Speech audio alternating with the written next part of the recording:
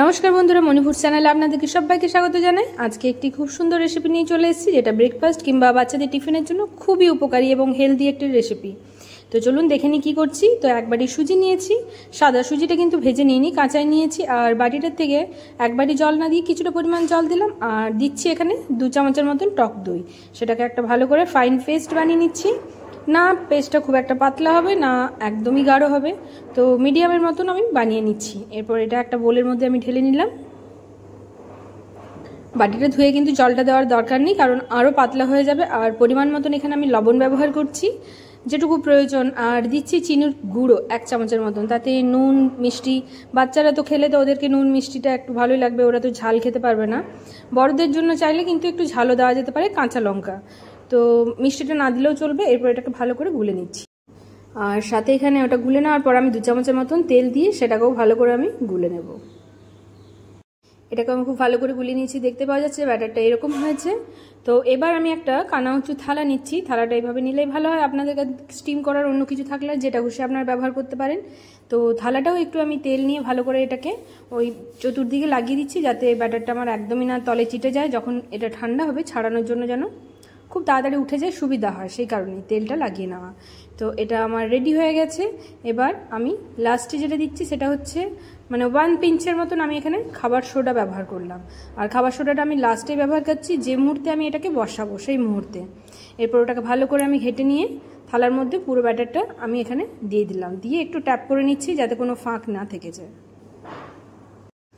আগে থেকেই আমি কড়াই দিয়ে জল দিয়ে দিয়েছিলাম এবং একটা স্ট্যান্ড দিয়েছি। স্ট্যান্ডের মধ্যে আমি এখানে থালাটা বস করিয়ে দিচ্ছি। আর আঁচটা থাকবে মিডিয়াম টু লো। আর ওপর থেকে একটু হালকা হাতে করে পিঞ্চ করে আমি এখানে হলুদ গুঁড়ো এবং লঙ্কার গুঁড়ো, কাশ্মীর লঙ্কার গুঁড়ো, কারণ আমি ঝাল লঙ্কার গুঁড়ো ব্যবহার করছি না, এখানে দিয়ে দিচ্ছি, দেখতে সুন্দর লাগবে। আর এটাকে ঢাকা দিয়ে দিচ্ছি। এবার 20 মিনিট পর আমি ঢাকাটা খুলে দেখে নিচ্ছি যে এটা আমার কতটা হয়েছে। এটা আশা করি পুরোটা হয়ে গেছে, দেখতে কতটা কালারফুল এবং লোভনীয় লাগছে। বাচ্চাদের এটাই তো কিন্তু জরুরি যে ওরা আগে দেখে তারপর কিন্তু খাবারটা টেস্ট করে।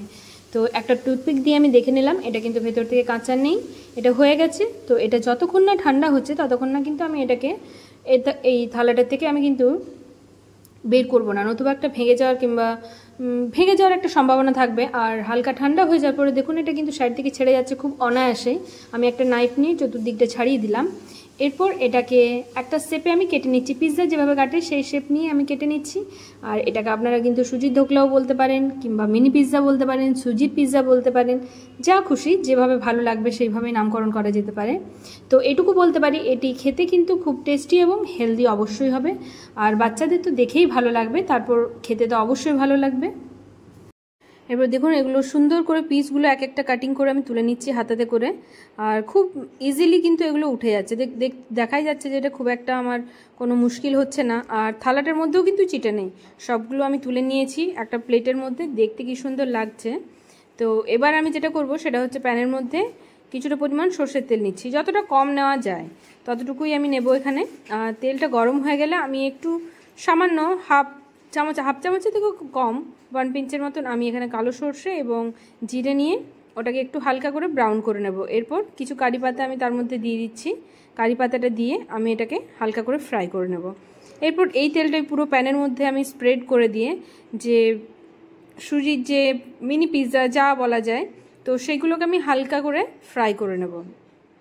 দুটো সাইড খুব বেশি ফ্রাই করার কোনো প্রয়োজন নেই। ফ্রাই যদি আপনারা না করতে চান তাহলেও কিন্তু কোনো অসুবিধা নেই, কিন্তু এটাতে একটু তড়কা দেওয়ার জন্য এবং এটাতে একটু টুইস্ট আনার জন্য কিন্তু এটা হালকা করে ফ্রাই করে নেওয়া। তো এটাকে আমি 2 পিঠ ওলট পালট করে ফ্রাই করে নিচ্ছি। এইভাবে আমি হালকা করে ফ্রাই করে এটাকে একটা প্লেটের মধ্যে তুলে নিচ্ছি। আর বাকিগুলোকেও ঠিক আমি একইভাবে এগুলোকে তুলে নেব। আর এর মধ্যে কিন্তু খুব একটা কালার চেঞ্জ হয়নি, কিন্তু দেখতে সুন্দর লাগছে সর্ষে এবং জিরার আর কারি পাতার যে টুইস্টটা দেওয়া হয়েছে। তো এটাকে প্লেটের মধ্যে আবার সেই সেমভাবেই রিঅ্যারেঞ্জ করে দিলাম। তো দেখতেই সুন্দর লাগছে, খেতে তো অবশ্যই সুন্দর লাগবে। আমি আগেও বলছি, বারবার অবশ্যই ট্রাই করবেন। এবং এটাকে চাটনির সাথে কিংবা কোনো মিষ্টি রসের সাথেও কিন্তু, যেটা সিরাম বানানো হয় তার সাথেও এনজয় করা যায় এবং শুধুও খাওয়া যাবে, কারণ এতে নুন এবং মিষ্টি দুটোই একসাথে দেওয়া আছে। নরম গরম সুজির এই মিনি পিৎজা আপনারা অবশ্যই বাড়িতে ট্রাই করবেন এবং আমাকে জানাবেন কেমন লাগলো। তাই চ্যানেলটিকে সাবস্ক্রাইব করতে ভুলবেন না। Thank you.